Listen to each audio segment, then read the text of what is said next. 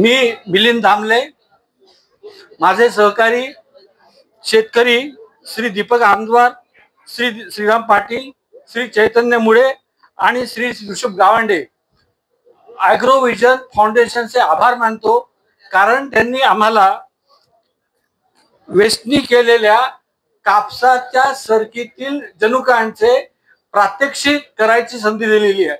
आजपर्यंत हा अशा प्रकारचा जाहीर कार्यक्रम यापूर्वी कधीच झाला नाही आणि यापूर्वी याच्यानंतर कधी होणारही नाही। त्याच्यामुळे आपल्याला बियाण्यामध्ये काय आहे, कोणते जनुक आहे ते आता आपल्याला कळेल। सगळ्यात महत्त्वाचा विषय, ही जी टेस्ट आहे ही थेट शेतात जाऊन शेतकऱ्याच्या बांधावर करता येते। अगदी 10वी पास झालेला शेतकरी करू शकतो, त्याच्यासाठी कुठलंही शिक्षण घ्यायची गरज नाही।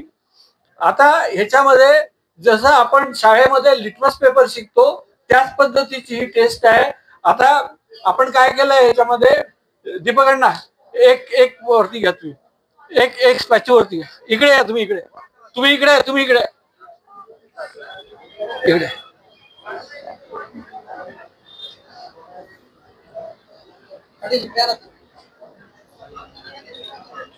हे बघा, ही जी ओळ दिसते या ओळीमध्ये सरकीचा जो गाभा असतो त्या गाभाचे आपण 4 तुकडे केलेले आहे आणि दुसऱ्याचे 4 तुकडे केलेले आहे।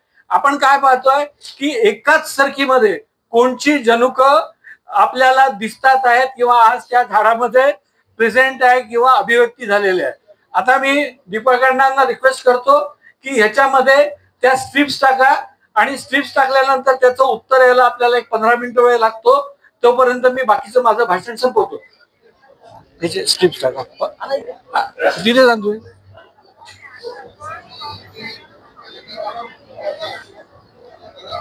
आपल्याला असं सशक्त बोंड पाहिजे, पण ही अशी आपल्याला छिद्र पडलेली बोंडळींनी खाल्लेली बोंड दिसतात, म्हणजे बोंडळींनी छिद्र पाडून त्याचा प्रादुर्भाव झालेले दिसतात। सर्वप्रथम मी भारताचे कृषी मंत्री, त्याच्या आपल्या केंद्रीय कापूस संशोधन संस्थेचे डायरेक्टर श्री वाघमारे साहेब यांचे आभार मानतो, कारण त्यांनी अत्यंत स्पष्टपणे, पारदर्शकपणे काही तक्ते मांडले होते। त्या तक्त्यांवरती आपल्या देशात चर्चाच झाली नाही। सगळ्यात महत्त्वाचा विषय कापसाच्या उत्पादनामध्ये बियाणं तंत्रज्ञान हे सगळ्यात महत्त्वाचं आहे। आता हे बघा, भारताची कापूस रुई उत्पादकता 440 किलो आहे, चीनची 1950 आहे प्रति हेक्टर, ऑस्ट्रेलियाची 2140 आहे, त्याच्यानंतर ब्राझीलची 150 आहे आणि अमेरिकेची 1058 आहे आणि पाकिस्तानची 4 आहे। भारत आणि पाकिस्तान हे 400 मध्ये अटकलेले जे 2 देश आहे, या दोन्ही देशामध्ये फक्त बीटी कापूस लावला जातो। आणि चीन, ब्राझील आणि अमेरिकेत एचटीबीटी कापूस लावला जातो, ज्याला आपण तणनाशक सहनशील कापूस म्हणतो। सगळ्यात ह्याचा अजून जे मी तुम्हाला सांगितलं की कापसाचं बियाण्याचं जे तंत्रज्ञान आहे, हे बघा, आता हा जो ग्राफ आहे आपल्याला 1950 पासून तर 2023-24 पर्यंत, 1950 ते 71-72 या कालावधीत सरळ वाण होतं, घरगुती वाण होतं, ते आपण पेरत होतो। त्यावेळेस आपल्याला कापसाच्या रुईची जी उत्पादकता मिळत होती ती 88 ते 125 किलो प्रति हेक्टर मिळत होती। त्यानंतर 1980 साली आपल्याकडे हायब्रिड संकरित वाण आलं। संकरित वाणाचा कालावधी होता 1980 ते 2002, 20 वर्ष। या 20 वर्षाच्या कालावधीमध्ये रुईची उत्पादकता ही 150 ते 250 किलो होती। म्हणजे कापसाच्या बियाण्याचं तंत्रज्ञान बदललं की उत्पादकता वाढली। त्याच्यानंतर बोलगाड आलं 2002 साली, 2002 ते 2005 हा बोलगाडचा कालावधी होता। हे बोलगाड आल्याबरोबर कापसाची उत्पादकता ही 191 ते 318 किलो झाली, म्हणजे 88 हून आपण 318 पर्यंत पोहोचलो. हा सगळ्यात महत्वाचा विषय आहे. त्याच्यानंतर 2005-06 मध्ये बोलगाट 2 आलं. बोलगाट 2 आलं तर आपल्या कापसाची उत्पादकता ही 362 ते 450 किलो पर्यंत पोहोचली. 362 ते 450 किलो. हा म्हणजे एक गोष्ट पक्की झाली. दुसरी गोष्ट आपल्यावरती वारंवार आपल्याला बिंबवण्यात येते की बा इकडे सिंचन केलं जातं. हा सिंचनाचा विषय आहे. पण तुम्ही जर 2002 पासून जर 2005-06 पासून 2005-06 मध्ये सिंचित कापूस 34.8% होता आपल्या देशामध्ये, आणि आता 2022-23 मध्ये 37.9% आहे. फार काही सिंचन वाढलं नाही आणि कापसाची उत्पादकताही कमी झाली नाही. कापसाची उत्पादकता 400 ते 500 किलो प्रति हेक्टरच्या रेंजमध्ये म्हणजे रुईची राहिलेली आहे. त्याच्यामुळे आपण आता कापसाची उत्पादकता वाढली नाही याचं कारण आपल्याला तंत्रज्ञान मिळाले हे आहे. त्याच्यामुळे कुठलंही तंत्रज्ञान एका लिमिट नंतर आपल्याला फायदा देत असतो आणि त्यानंतर तो देत नाही. त्यानंतरचा विषय आहे महाराष्ट्राचा सगळ्यात गंभीर मुद्दा आहे.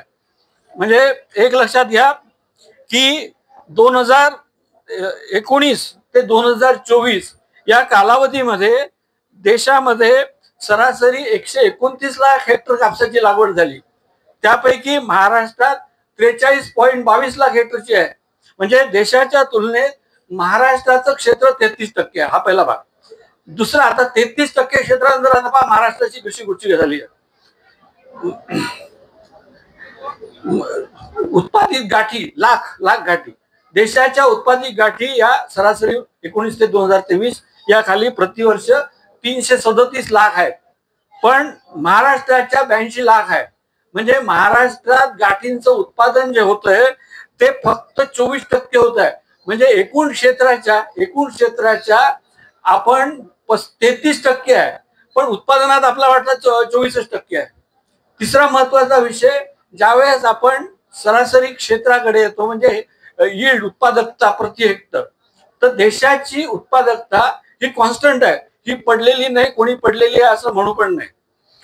तर ही 442 होती आहे आणि महाराष्ट्राची उत्पादकता फक्त 321 किलो आहे. म्हणजे देशाच्या सरासरी उत्पादकतेच्या तुलनेत महाराष्ट्राची उत्पादकता फक्त 73% आहे. त्याच्यामुळे आता आपल्याला हा विचार करायला पाहिजे की ह्या महाराष्ट्रातल्या जमिनी आणि हवामान हे कापूस उत्पादनाच्या लायकीचं आहे का, हा सगळ्यात महत्वाचा विषय. आपल्याला याचा विचारही करावा लागेल.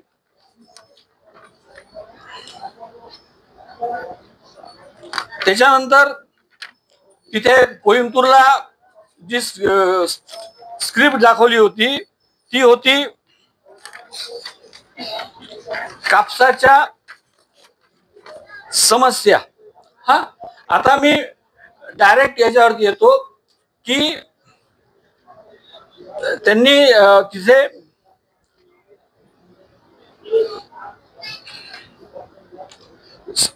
सगळ्यात मोठा प्रश्न विचारात घेतला होता आणि लिहिला होता, पुअर इरिगेशन इन्फ्रास्ट्रक्चर. आता विषय असा आहे की मुळात आपल्याला सिंचन कशाची खातात हेच माहित नाही. पाणी दिलं की झालं, पण आपल्या इथे पाण्याची जी क्षारता आहे आणि जमिनीचा पोत याचा कधी विचार केला गेला नाही. त्याच्यामुळे काय झालं की आता आमच्या बेंबळा नदीच्याच प्रकल्पाचा अनुभव आहे. ज्या भागात सिंचन केल्या गेलं, प्रकल्पाचं पाणी आलं, त्या भागामध्ये आपल्या जमिनी ज्या पूर्वी लाकडी नांगरांनी नांगरण होत होतं त्या जमिनीचं आता 50 हॉर्सपॉवरनी नांगरण होत नाही. कारण काय की आपण पाणी देत नाही, आपण जमिनीत मीठ आणून टाकतो. त्याच्यामुळे सिंचन हा शब्द तोंडातून काढायच्या आधी 10,000 वेळा विचार करा. सिंचन ही इतकी सोपी गोष्ट नाही आहे. त्याच्यानंतर त्यांनी एक मुद्दा मांडला होता त्याच्यामध्ये की डिटोरिएटिंग हेल्थ म्हणजे जमिनीचं आरोग्य खराब होत आहे आणि जमिनीतला सेंद्रिय गर्भ कमी होत आहे. एक लक्षात घ्या. हा, आता सेंद्रिय गर्भाची गंमत अशी आहे की आपल्या देशामध्ये ऑर्गॅनिक कार्बन इक्विव्हॅलंट म्हणजे प्रत्येक जमीन निहाय त्याच्या तापमानानिहाय जमिनीतल्या सेंद्रिय कर्बाचा समतुल्याचा आपण कधी अभ्यासच केलेला नाही. सेंद्रिय कर्ब हा एक प्रकारे जमिनीतनं का कमी होतो, आपण खूप पिकं घेतो म्हणून होत नाही, किंवा सेंद्रिय कर्बाचा त्या पिकांच्या आयुष्यात काही खूप साठा आहे असंही नाही म्हणत मी. पण आता आपल्याकडे पाऊसमान बदललेलं आहे, आपल्याकडे इंटेन्सिटी ऑफ रेन वाढलेली आहे, म्हणजे पावसाचे दिवस कमी झाले आहे. पण एकाच दिवसामध्ये दन दन दन दन 65 मिलीमीटरच्या वरती पाऊस येतो. शेती चिबडतात, शेतीतल्या सगळ्या जमिनीत पाणी भरलं जातं. हे शेतामध्ये पाणी भरल्या गेल्याबरोबर जमिनीतले जे सूक्ष्म घटक असतात म्हणजे सूक्ष्मजीव हे हे कार्यरत होतात आणि हे त्या सेंद्रिय कर्बाला खायला लागतात. आणि हे सेंद्रिय कर्बाला खाऊन काय करतात की वातावरण प्रदूषित करणारा मिथेन वायू हवामानात सोडतात. त्याच्यामुळे एक लक्षात घ्या, त्याच्यामुळे आता जे बदललेल्या परिस्थितीत हवामान जे आहे त्यामुळे सेंद्रिय कर्ब कोणालाही वाढवणं शक्य नाहीये, हे अगदी स्पष्ट. आणि आता आपल्याला शेती सेंद्रिय कर्ब मुक्त पाहिजे. सेंद्रिय कर्ब हा विद्यापीठांनी आपल्या याच्यात नाव काढायलाच नको. दुसरी गोष्ट आपल्याकडे काय झाली आहे की जमिनीच्या धुपीकडे आपलं कधीच लक्ष गेलं नाही. त्याच्यामुळे काय झालं की पाऊस वारा हवामानामुळे जी पूर्वी मध्यम ते भारी जमीन होती त्यामध्ये जे रेतीचे जे कण होते त्या रेतीच्या कणाची धूप होऊन त्याची माती तयार झाली आणि जमिनीतला निचरा खतम झाला. त्यामुळे ज्यांना शेती करायची असेल मग तुम्ही सिंचित करा, कोरडवाहू करा, काही करा, आधी जमिनीतनं पाण्याच्या निचऱ्याचा विचार करा. जोपर्यंत जमिनीच्या पाण्याचा निचरा करणार नाही तोपर्यंत आपण नापिकीच्या बाहेर येणार नाही. आता या आपण जे हे बीटी कापसाचे जे जनुक आपण टेस्ट करतो आहे हे 4 जनुक आहेत. हा, एक क्राय1 क्राय2, याच्यापैकी क्राय1 जनुक जे आलं होतं ही पहिली पिढी होती बीटी कापसाची, ही पहिली पिढी होती बोलगार्ड एक. त्याच्यानंतर क्राय2 जे जनुक आलं म्हणजे क्राय1 आणि क्राय2 मिसळून जे जनुक आलं ही बीटी कापसाची दुसरी पिढी तयार झाली. त्याच्यानंतर आता संपूर्ण जगामध्ये जनुकाची तिसरी पिढी आलेली आहे, तिसरं जनरेशन आलेलं आहे. त्याच्यामध्ये क्राय1 एक आहे, क्राय2 आहे आणि त्याच्यामध्ये VIP3 नावाचं जनुक आहे. या 3 जनुकाच्यामुळे कापसाची रोगप्रतिकारक शक्ती खूप वाढलेली आहे. त्याच्यामुळे आता जे लोक दुकानातनं कापसाचं बियाणं घेत नाही आणि विश्वासावरती कापसाचं बियाणं विकत घेतात त्यांना फवारणीचा खर्च कमी व्हायला लागला. चौथं जे जनुक आलेलं आहे ते तणनाशक सहनशील. तुम्ही टाकल्या सगळे हे टाकले, स्ट्रिप्स टाकले. हा, आता आल्या त्याच्यात. हा, आता त्याच्यामध्ये चौथं जे जनुक आहे ते दिकांबा, त्याच्यानंतर व्हीप पॉवर जे बाजारात मिळतं ह्याचं येतं, युपीएलचं येतं, ग्लुकोसिनेट अमोनियम म्हणतात, आणि एक ग्लायफोसेट म्हणजे राऊंडअप. या तणनाशकांना सहनशील हे त्याच्यात सगळ्यात मुख्य घटक आहे त्याच्यातला. त्यामुळे काय होतं की आपल्या यवतमाळ जिल्ह्यात 21 दिवस पाऊस पडतो. त्याच्यामुळे आपल्याला तणनाशक सहनशील वाणाशिवाय अल्टरनेटिव्ह नाही आहे. जे आपण पेरणीपूर्वी आपण स्टॅम्प एक्स्ट्रा मारतो, त्याच्यानंतर हे हिटवीड मारतो. या तणनाशकांनी काय होतं की आपला खर्च वाढला, आपल्याला तणनाशक मारल्यावरती निंदन करावं लागतं. त्याच्यामुळे कारण काय की अजूनपर्यंत आपल्या देशात फोटो पिरियडिझम दिनमान म्हणजे जे शेतकऱ्याला माहिती आहे की प्रत्येक नक्षत्रात नवीन वाणीचं आणि नवीन जातीचं तण निघतं, त्याबद्दल अजूनपर्यंत आपल्या देशात अभ्यास झालेला नाही. त्याच्यामुळे जे लोक ग्लायफोसेट वापरतात त्यांना 4 स्प्रे करावे लागतात. आता अण्णा तुम्ही सांगा की पहिलं जे आहे 1 नंबरचा तुमचं सॅम्पल त्यात कोणचे जनुक व्यक्त झालेले आहेत एक सांगा. तुम्ही ते ऑन करा, तुमचं हे ऑन करा. STBT आहे का BT आहे एवढं सांगा. एक नंबर सर्व हे बंद आहे का? नाही नाही, तुम्ही या ना इकडे, हा इथून या इकडे यायचे. आणि इथे खास करून जे उपस्थित आहे श्री माईसर, डॉक्टर सी डी माईसर, हे शेतकऱ्यांचे, कापूस उत्पादक शेतकऱ्यांचे मसीहा आहे. आणि त्यानंतर श्री वैराळे साहेब हे सुद्धा आपल्या इथे उपस्थित आहे.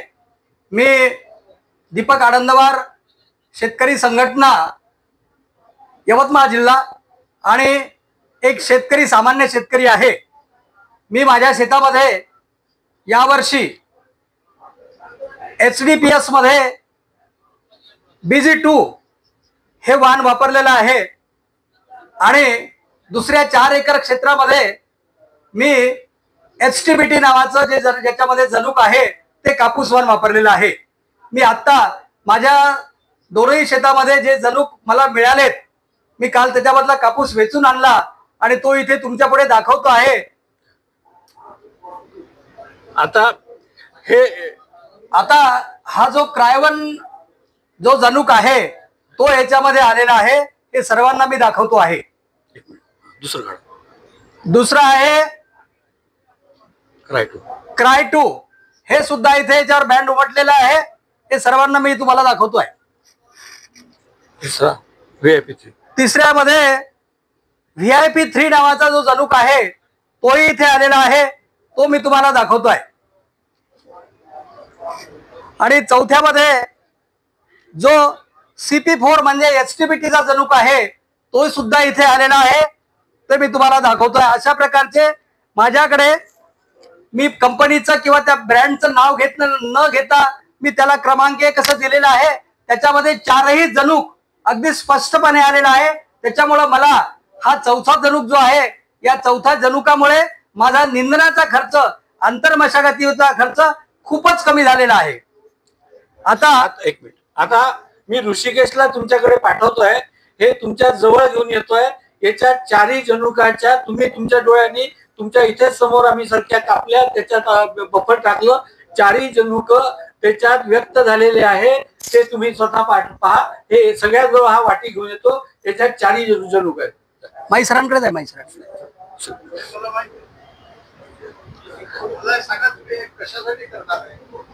हा, हे हे हे आम्ही याच्यासाठी दाखवतो आहे की आता कापूस आम्ही जून महिन्यात पेरला आणि आता कापूस वेचणी केलेली आहे, 120 दिवस झालेले आहे. तर ही जनुक त्या सरकीमध्ये व्यक्त होतात आहेत की नाही, म्हणजे आम्ही जी शेती बरोबर करतोय किंवा नाही करत आहे, ते आम्ही थोडस एक आमच्या आत्मसन्मानासाठी, किंवा आम्हाला त्यातनं काही प्रूव्ह करायचं नाही, आम्हाला हे माहिती आहे की बा ह्याच्यात हे एक्सप्रेस झालं म्हणजे हे 100% त्या बोंडळीचा नायनाट करेल किंवा नाही करेल हे आपल्याला सांगता येत नाही. कारण हे आहे किंवा नाही एवढंच आम्ही दाखवून राहिलो. त्याच्यामुळे आज ते आहे, मग ते आहे तर ते वाढवण्यासाठी आपल्याला काय करावं लागेल हे आपण दाखवतोय, दुसरं काही. ते शेतकऱ्यांना तुम्ही सांगा की ज्या पहिले आपण काय केलं, ज्यावेळी आपण BT कॉटन आणलं त्यावेळी गव्हर्नमेंटनी पहिले मेकॅनिझम आणलं की BT कॉटन टेस्ट करूनच आपण त्यांना देत होतो. कोणत्याही कंपनीनं विदाऊट टेस्ट देत नव्हतं. आता तुम्ही जे HTBT आणताय, वापरताय, त्यासाठी टेस्ट करून, कारण ते ऑफिशियली परमिटेड नाही, ऑफिशियली म्हणून तुम्ही त्याच्यासाठी परमिशन साठी ते तुम्ही जे आहे ते तुम्ही जे लावता, किंवा तुम्ही आज HTBTच्या नावावर लोकांना फसवू नये, त्याच्यासाठी हे महत्वाचं आहे. ते सांगा. मी या दोन्ही गोष्टीसाठी आम्हाला या 3ऱ्या नंबरच्या जनुकाची आणि 4थ्या नंबरच्या जनुकाची सरकारने अत्यंत नम्रपणे, मी सांगतो की आम्हाला ताबडतोब. आता मी तुम्हाला माझ्या शेतामध्ये जे HDPS क्राय1 आलेला आहे BG2 मध्ये, क्राय2 पण आलेला आहे, चांगला एक्सप्रेस झालेला आहे क्राय2 पण. आश्चर्यकारक गोष्ट अशी आहे की याच्यामध्ये आम्हाला 3ऱ्या नंबरचा जनुक जो VIP3 आहे, बोंडळीला आणि रसशोषक किडीला मारक आहे, तो जनुक सुद्धा या BG2 मध्ये मिळालेला आहे. आणि आता जो चौथा जनुक आहे तो मात्र याच्यामध्ये अजिबात नाही. म्हणजे या कापसाला मला निंदन करावंच लागते. निंदनाचा खर्च हे कापूस लावून माझा निंदनाचा खर्च काही थांबत नाही. याकरिता माझी विनंती आहे की चारही जरूक जे आता शेतकऱ्यांसाठी खूप आवश्यक आहे ते शेतकऱ्यांना लवकरात लवकर द्यावी अशी माझी नम्र विनंती आहे. तेव्हा कुठं कापूस उत्पादक शेतकऱ्याची खरी समस्या सुटणार आहे आणि तो खऱ्या अर्थाने कर्जमुक्त होणार आहे. आता एक महत्वाची गोष्ट सांगेल की यांनी शेतात जो बीटी कापूस लावलेला आहे आपल्याला फक्त 2च जनुक मिळतात. त्या पाकिटावरही 2च जनुक लिहिलेले असतात. पण आता हा जो तिसरा जनुक मिळालेला आहे म्हणजे यांनी त्यांच्या शेतामध्ये 3rd जनरेशन म्हणजे बोलगाड 3 लावलेला आहे. आता माझी सरकारला विनंती आहे की तुम्ही प्रत्येक शेतात जा, ज्यांनी बीटीचे कापिटं लावले त्यांच्या शेतात जाऊन तपासा की हा VIP 3 जनुक आला कुठनं. हा VIP 3 जनुक आम्ही पैसे देऊन बिल घेऊन लावलेल्या शेतात मिळालेला आहे. त्याच्यामुळे सरकार तंत्रज्ञान देऊ की नाही देऊ, बियाणे कंपन्यांनी तंत्रज्ञान मार्केटमध्ये फेकलाय. म्हणून यंदा रस शोषक किडींच्या नियंत्रणाचा खर्च अत्यंत कमी झाला. आता आपण शेवटच्या 2 मिनिटात 2 व्हिडिओ पाहू ह्याचे बोलगाडचे. ते व्हिडिओ चालू करा. That's why we created this. Bollgard 3 XtendFlex cotton combines best-in-class germplasm with season-long protection against damaging pests. Built on top of the proven technology of its predecessors, Bollgard 3 XtendFlex introduces a 3rd, unique protein, giving farmers 3 effective modes of action against bollworm and other cotton pests. This wider spectrum of worm control can translate into fewer sprays and less potential damage all season long. Bollgard 3 XtendFlex also includes the enhanced flexibility in weed control that comes with XtendFlex technology, the only cotton technology with tolerance to glyphosate, glufosinate, and dicamba. तीन XtendFlex. या बोलगाड 3. आता दुसरा याच्यानंतर तो मराठीत जो आहे तो चालतो. आता आपण याच व्हिडिओचं आपल्या लोकांना इंग्रजी समजत नाही म्हणून मराठीत रूपांतर केलेलं आहे.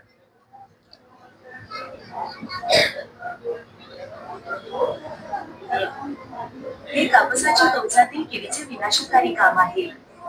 जो फुलांवर आणि कवचांवर उपभोग घेणारा एक गंभीर कीटक आहे. नियंत्रण न केल्यास फुलवन संपूर्ण पीक लवकर नष्ट करू शकतात. म्हणूनच आम्ही हे तयार केले आहे. सर्वोत्तम श्रेणीतील जर्मप्लाझम एकत्र करते. आवाज वाढव. त्याच्या पूर्ववर्तींच्या सिद्ध तंत्रज्ञानाच्या वर बांधलेले बोलगाड 3 स्टेनोफ्लेक्स तिसरे अद्वितीय प्रथिने सादर करते जे शेतकऱ्यांना बोलवर्म आणि इतर कापूस कीटकांविरुद्ध कारवाईचे 3 प्रभावी मार्ग देते. अनुवादित करू शकतो. संपूर्ण हंगामात कमी फवारण्या आणि कमी संभाव्य नुकसानात वाढीव लवचिकता देखील समाविष्ट आहे. तण नियंत्रणात ग्लायफोसेट, ग्लुफोसिनेट आणि कॅम्बा सहनशीलता असलेले एकमेव कापूस तंत्रज्ञान. बोलगाड 3 XtendFlex कृतीच्या 3 पद्धती, कीटक आणि तणांपासून संरक्षणाच्या 3 ओळी, पूर्णविराम. आता प्रश्न आहे की सगळ्या जगभरात ही टेक्नॉलॉजी 1917 पासून 2017 पासून अवलंबून आहे. तर भारताच्या शेतकऱ्यांचं काय अडलेलं आहे की तुम्ही त्यांना देऊन नाही राहिले? काय अडचण आहे तुम्हाला?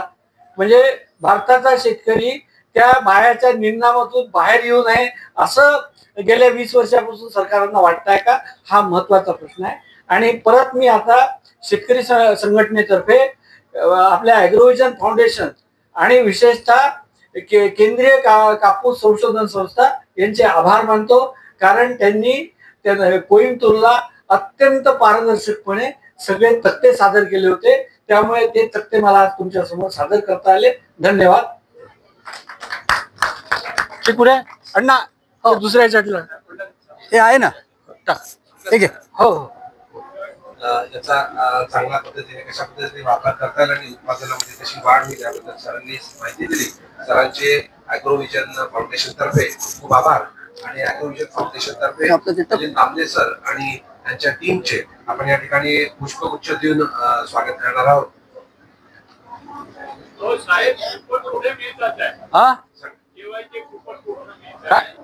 काय म्हटलं? जेवाचे कुपन तर जेवाचे कुपन. जेवण माहित नाही मला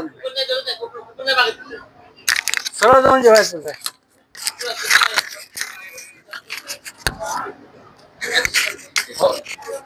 चालू राहू दे. एकच बुके जातील. एकच बुके. या अण्णा. हो या तिघात एकच वेगवेगळे दिवस. चालू आहे. माझा मी चालू आहे. कार्यशाळा अशा पद्धतीने समाप्त झाली आहे. एक मिनिट. माझ्या शेतामध्ये यावर्षी HDPS पद्धतीने मी कापूस लावलेला आहे आणि जो STBT आहे तो पण लावलेला आहे.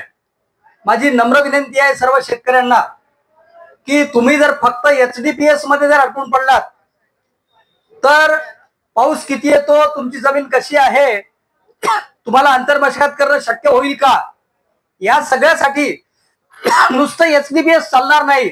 HDPS अधिक HT जर त्याच्यात असेल तरच ते तंत्रज्ञान शेतकऱ्यासाठी योग्य आहे, अन्यथा शेती पडीत पडून जाईल. धन्यवाद. नमस्कार.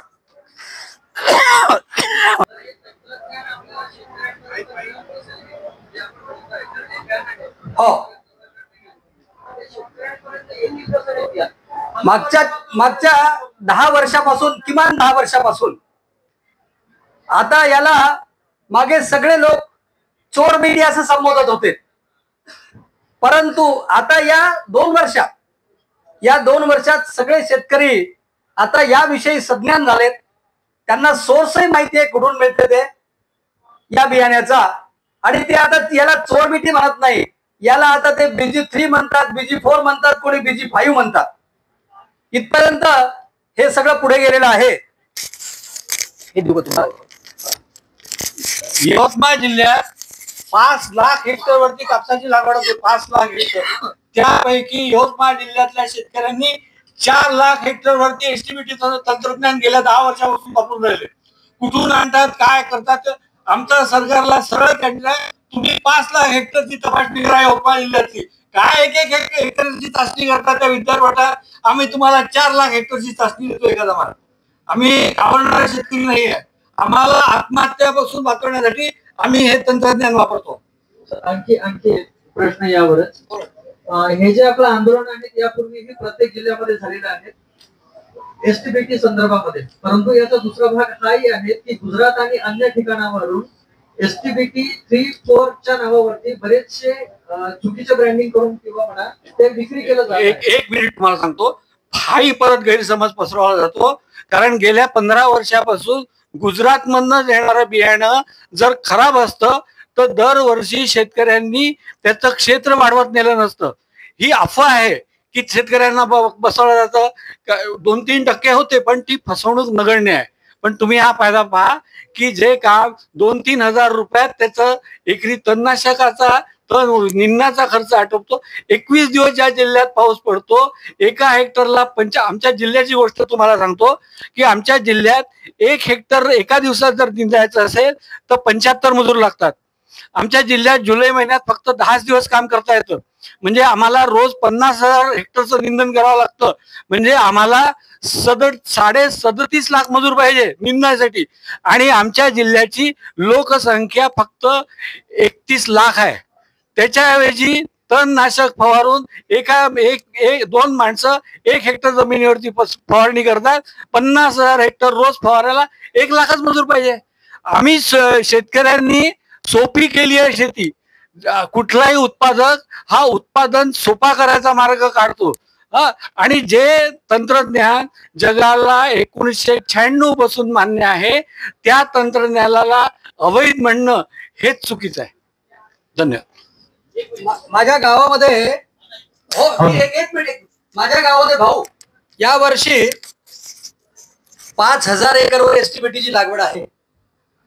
5,000 एकर क्षेत्रफळावर माझ्या गावात STBTची लागवड आहे.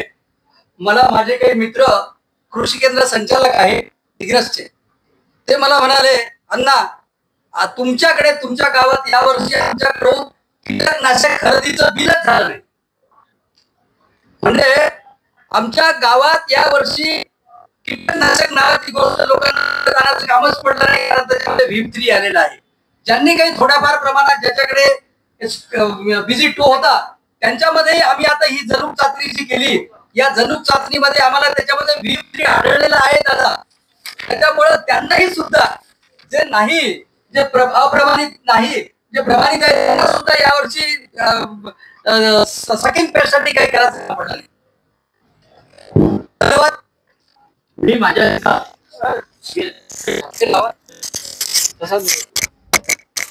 दोन्ही हातात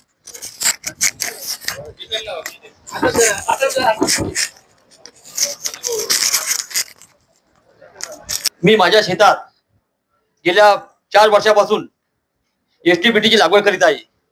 मी माझा सर्वे नंबर, शेताचं नाव, आराजी छत्रपळ या दिवशी मी या वेळात लागवड करणार आहे असा मी कृषी विभागाला, प्रशासनाला अर्ज करून चॅलेंज करून लावत आहोत.